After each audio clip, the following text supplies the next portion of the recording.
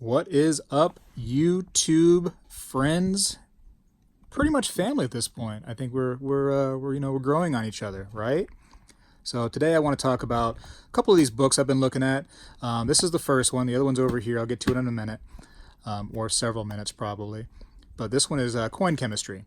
Now this book, I thought, you know, what is this going to talk about? Just cleaning coins, because that's what the first thing I see is cleaning. And I know a lot of us, when we see people cleaning their coins or hear about people cleaning their coins, we automatically cringe. We go in defensive mode. We want to just beat that thought out of them. Like, why are you cleaning your coins, right? But this book kind of opened my eyes a little bit to some cleaning information, let's call it. So of course, I'm not going to give you the whole book, but some of the interesting things I found in this book was why coins start becoming toned. So you can see one that I have here. I really don't care for the toning on this coin, but I'm not inclined to clean it, dip it, whatnot. I'm just going to leave it as is. I placed it in a one of the airtights, as I do with all my Morgans. I know that one's not in one. I just took it out a minute ago. Relax. It's for a point, but I'm going to keep it as is. And that's just what I've always been taught is, keep them as is. Don't mess with them. Don't clean them, right? Now, why is it toning like this? Well, I guess with silver and copper coins, less gold, because gold doesn't really, tarnish and tone the same way that silver and copper does. It can have some effects if you're like putting your smudges from your fingerprints and things like that on it, but generally copper and silver will tone, and the reason is because of sulfur, right? Sulfur is doing this to the coin, and it's having different effects based on, let's say the coin is porous, has some holes in it, more or less exposure to this sulfur. A lot of different variables for sure, right? Amount of time it's been, so a lot of different things. So this one has developed almost like a bluish black toning to it, right? And like I said, for me, it's not that pretty of a coin now that it's this color. It has like some rainbow, like in the toning, but mostly it's just very dark colored. So, and you can see that each one tones a little different. This one has a typical, what we would call just silver toning with the grayish color that it gets. And then, of course, all different ones. It comes in all different toning. I'm sure by now, if you've done any kind of research or internet searches on Morgan dollars on Google or the internet, whatever, you've seen like this rainbow color Morgan. I think they even have one in here somewhere they talk about in this book. But that's all done by sulfur. So how is sulfur getting to our coins? This book starts to explain a little bit of it, right? So it can be just in the air. So you ever like cook onions or, oh my goodness, eggs? You've cooked eggs and you smell that smell, right? It's in the air. That is actually sulfur. So if you were to put like a Morgan or maybe like an old silver cup or something whatnot in the kitchen itself, and you're cooking eggs every day, this thing is going to tone up quick because that stuff's in the air. It's exposed to that area that you're directly in where that sulfur is being emitted. And that's going to cause this toning heavily. And the author in this book actually does an experiment like that where he leaves I think it's a spoon that he uses in the kitchen. And then he puts a spoon in like a old ceramic pot in the kitchen just to see the difference in toning over a short time. And I think the short time for him was actually almost a year. And he was, impressed by the results. And the coin that was, or I'm sorry, the spoon that was protected was of course much less toned because it was, a ceramic or in like a metal pot that he put this thing in. It was able to protect it from a lot of that air that had the sulfur in it. And you're thinking, wow, okay, just keep it away from, the kitchen, right? Keep your stuff away from your kitchen. Well, there's still sulfur in the air, being emitted by other things too. So, the kitchen may have a concentrated amount if you're cooking eggs, but maybe, like in your living room or your bedrooms or wherever, you still have air in your house, right? You're not just airless. So that stuff's still present all over the place. So it does talk about that, which was neat. That was fascinating to me. I guess I never really put much thought into why and the hows of why this stuff is, really occurring. So one, good way to prevent that is the airtights. Now, it's not going to, erase toning that already has occurred in the coin, but it may slow it down to stop what's happening here as far as the sulfur that's touching these coins. So, and I'm sorry the lights keep on getting in the coin, because of the glare, but it is what it is. We have to deal with that for now. So you can see this one has some toning. Now I've put it into an airtight, so air is not getting into this coin anymore. This is definitely tight, and this is definitely not getting any more air into the coin. So I don't have to worry about sulfur getting exposed to this coin, or this coin getting exposed to sulfur, I should say, anymore. But there may still be some sulfur remnants on this coin, a film that ends up going over top of this, and that may still cause some toning in the future for this coin.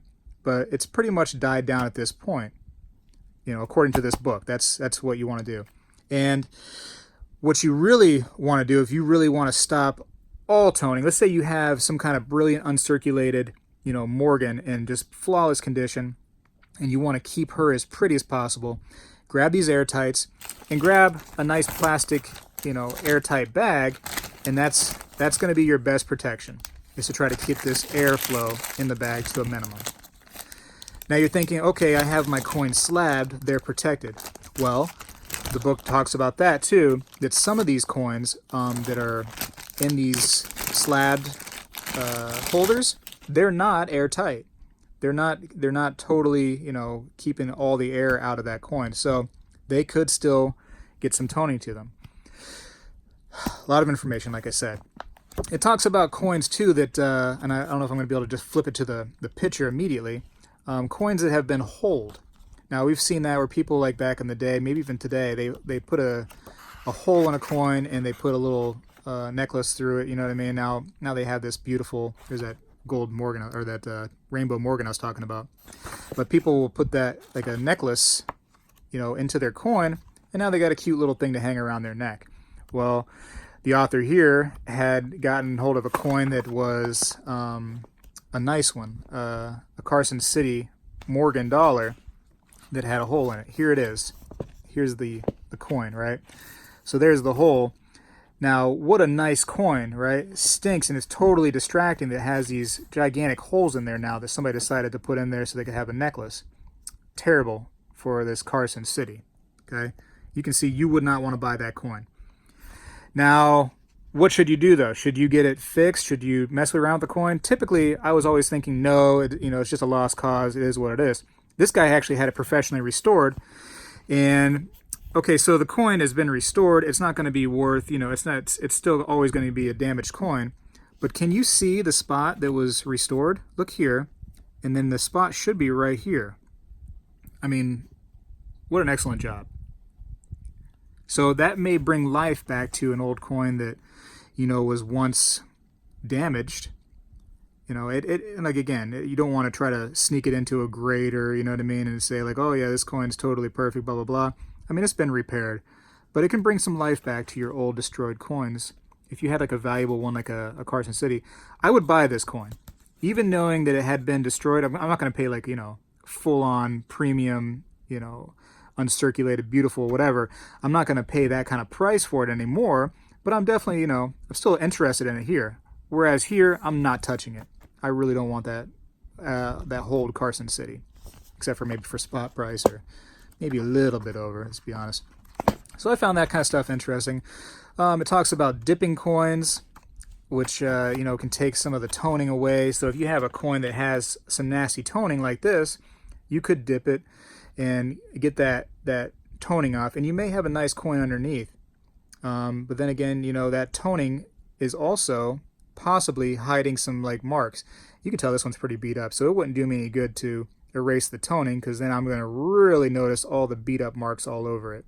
So but it also talked about when people slab the coins too, about what they'll sometimes do is they'll get rid of that toning on these coins, and they'll, let's say, artificially or purposefully tone the coin over a short amount of time, or even a long amount of time, doesn't really matter, but I mean just to retone it and get a better looking tone. And they can get that rainbow approach. So when you're seeing a lot of these coins now, it's become popular, the different, toning and stuff, and you can see the rainbow tone, which is very eye appealing here. People are, can purposefully do that. There's ways they can dip it in sulfur, they can expose it to some sulfur, and get that desired toning effect potentially. What else does it talk about? There's so much information in this little book, and it's kind of eye opening. It talks about, what else? Oh, here we go. I don't know if I can find it, but different. So I talked about sulfur in the air, right? Well, this opened up my eyes to, it's not just in the air. So it's in paper, it's in wood, etc. So when you're putting your coins, maybe in, these little bank rolls here, to maybe store them in here. Well, there's actually sulfur in this paper, so guaranteed if you put silver or copper coins in there, eventually this is going to cause some toning to that coin or those coins. So I was holding stuff in here. I've since changed all my approaches to plastic. So again, this is not probably exactly airtight. It's going to keep a lot of the stuff, the sulfur out from the air, but you put some coins in here, you close it up, it's going to do a lot better of a job than the paper little coin flip or little coin bankroll things. And I just said coin flip. Again, coin flips, it's paper, it's going to have that same stuff, and it's going to have the sulfur that's going to be in there to some degree. For a long time, people would take, cigar boxes and put their coins in cigar boxes. I do it too. I think they look kind of snazzy in there in a little cigar box. So now in the cigar box, I've always been a big fan of the cigar boxes, but I've always, put stuff in plastic as well. I just never wanted them to sit directly on the wood, but I didn't really understand, in my mind that there was sulfur in this wood that, could potentially hurt my coins. So, not hurt it. I'm not saying it's going to, cause some, acidic damage to the coin, but it may cause some undesired toning to the coin. Like, here's a nice coin that, this is just for my birth year, right? 1983. Hey, it's my birthday. But, it's a beautiful, shiny coin. I didn't want any toning to happen to this coin. But, it's inevitable being in here in a non-airtight wooden container. It's just going to happen eventually. Maybe not to some crazy degree like we see in this one right here where it's just toned to death, but it definitely is going to happen, at least a little bit. Here's another example of a little wooden box that I've kept coins in all my life. Every single coin is going to be toned to some level by being just here. And again, it's not airtight. There would be normally another little piece on here. This is something one of my family members made. So I thought, hey, put coins in there. Why not? So, again, boom, eye-opener. This book had a lot of information, about toning, cleaning, how the chemical stuff works as far as silver and copper coins getting toned. So pretty fascinating.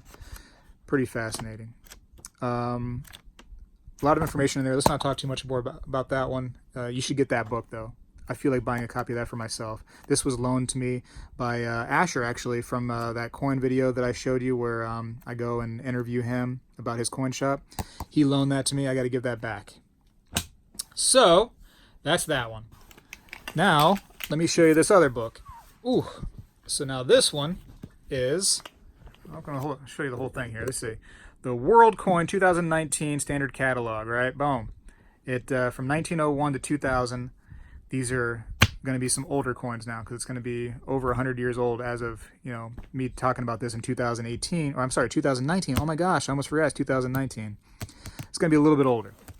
So I'm sure they have a newer, updated version, whatever. You can get these older ones for a little cheaper since they're no longer, new.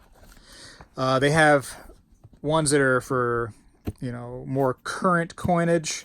I always appreciate the old stuff, so I got an older one. So This is similar to like the red book where it tells you the mintage and whatnot, except for this is going to talk about coins all over the world. So now I have it open right here to the United States. You can see by, it says United States, but let's just take some random pages here. And now I'm talking about Gibraltar.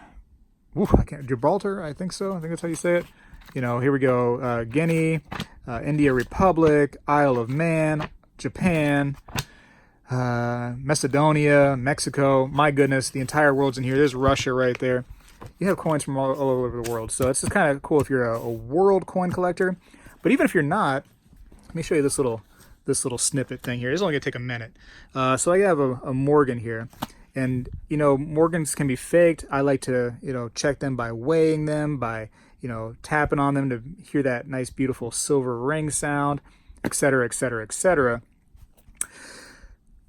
But another good thing too, if you have calipers, you can check how the diameter of the coin, how thick and whatnot, because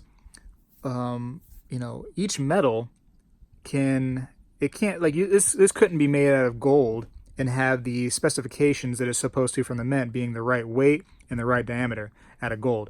It would probably be much smaller if it was made of gold, because gold is much more dense. So, and same thing for copper. It couldn't be made out of copper. It'd probably be larger if it was made out of copper. So, maybe not by that much, but you know what I mean? So, one thing you can do is weigh the coin and get this book and actually put it on the pitcher, because the pitchers are all appropriate to the size diameter that the coin should be. So, if it fits on that pitcher and it fits correctly, and it's not like you don't see the pitcher coming out to here, or you know what I mean, like the coin itself is just way, way, way bigger than the pitcher, then you can pretty much rest assured, that the coin is going to be legit based on if you weigh it and you check it out here. And, it would be nice too if you could actually check this part out as well, if you had some, like I said, the calipers. But it's just it's a way of helping authenticate your stuff if you don't have the expensive machinage and whatnot to do it. So every single coin in this book is going to be two sized. So all these half dollars, if I had a half dollar, I have one here, but it's in an airtight. If I put it there, it's going to be the size of that thing. You know what I mean? It's all the same, which is kind of, to me, that's kind of neat.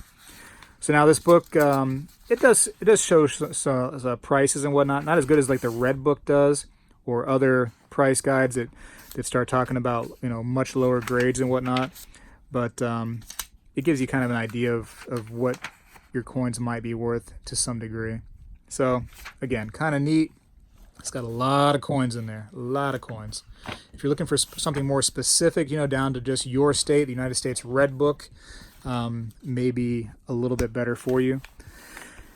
Going back to the cleaning right there.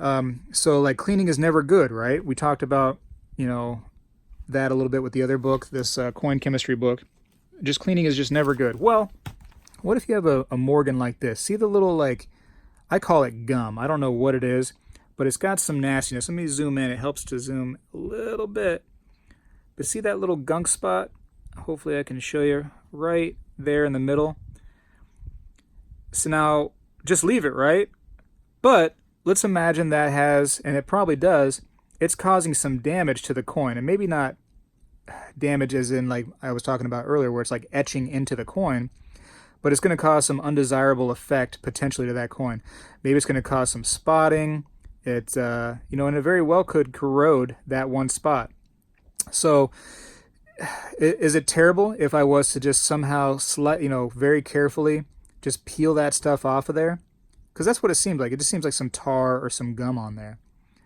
So again, that wouldn't hurt this coin if I was to just get rid of that little bit of spottage, in my opinion.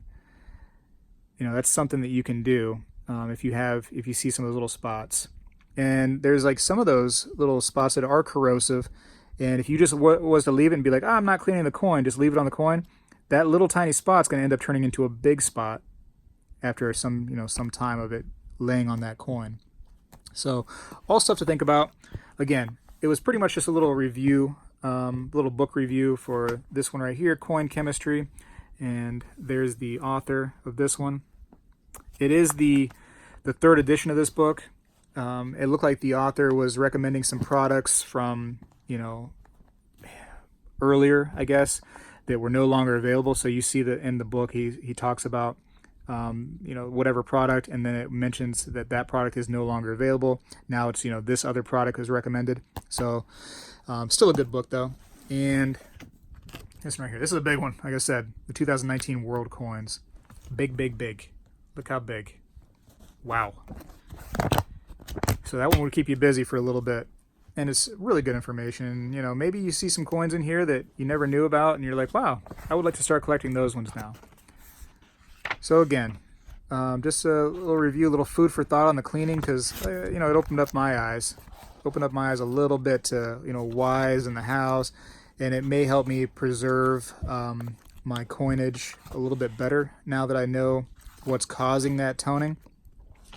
And maybe one day I might try that experiment myself, where maybe I'll keep one of these locked away in a closet somewhere, and one of these directly in the kitchen, and I'll see which one tones, you know, differently, or how it tones differently.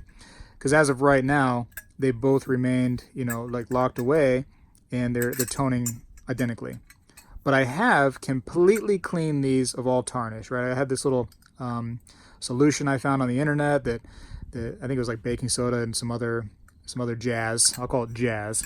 And these are just beautiful. These are so bright and shiny, and they've toned right back up again. Even being locked away in a closet, they've toned up.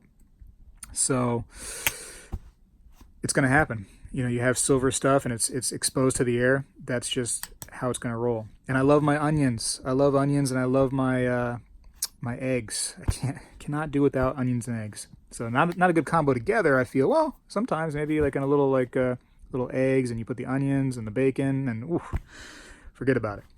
Forget about it. Anyways, Spegtacular's out. Check out those books. Again, this one right here was definitely an eye-opener. Good little book. And probably can get it for pretty cheap right there. It's not too thick. I don't imagine it to be too much money, you know, but I don't know. If people start commenting saying it was a $50 book, then I'll be like, oops, my bad. My bad, everybody. Check it out. Spegtacular's out.